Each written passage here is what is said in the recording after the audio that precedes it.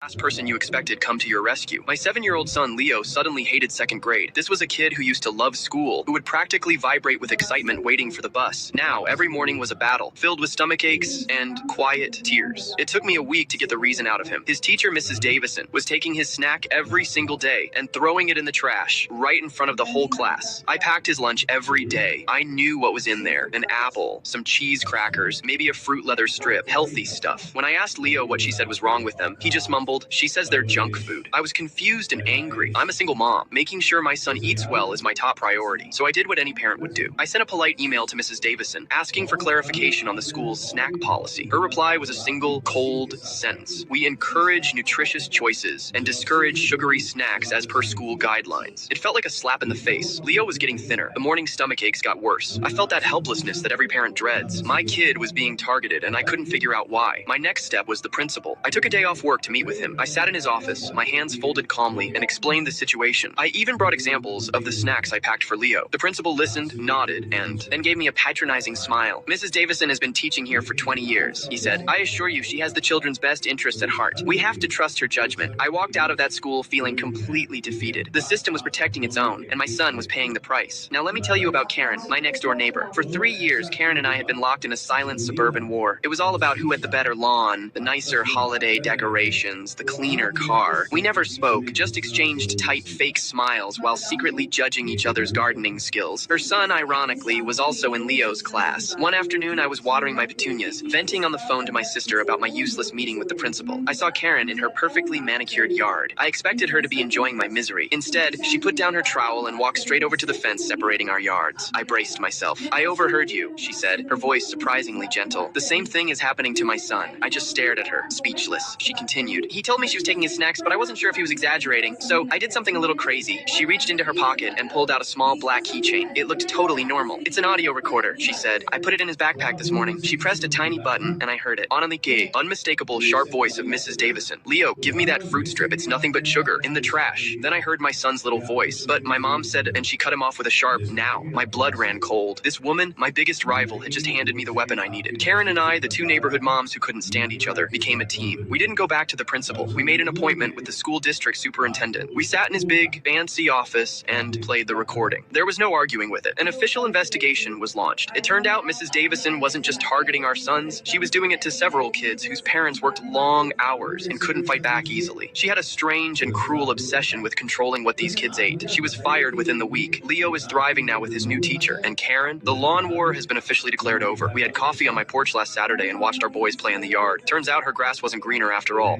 When did the